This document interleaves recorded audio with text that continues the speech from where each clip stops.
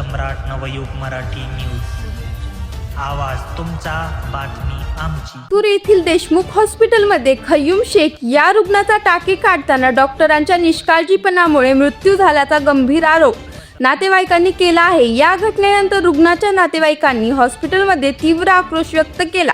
घटनेची माहिती मिळताच रुग्ण हक्क संरक्षण समितीचे संस्थापक अध्यक्ष ॲडव्होकेट निलेश करमुडी, प्रदेश अध्यक्ष हनुमंत गोत्राळ तसेच अनेक सामाजिक कार्यकर्ते आणि पत्रकार घटनास्थळी दाखल झाले. त्यांनी डॉक्टरांविरुद्ध गुन्हा दाखल करण्याची मागणी केली. दरम्यान या प्रकरणाची चौकशी करण्याची मागणी होत असून पुढील कारवाईकडे सर्वांचे लक्ष लागले आहे.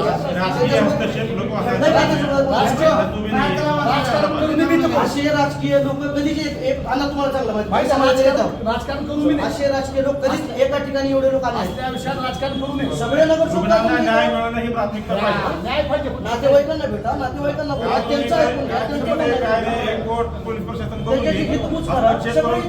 दबाव तंत्राचा वापर नको चला पाहिजे. काय त्यांचं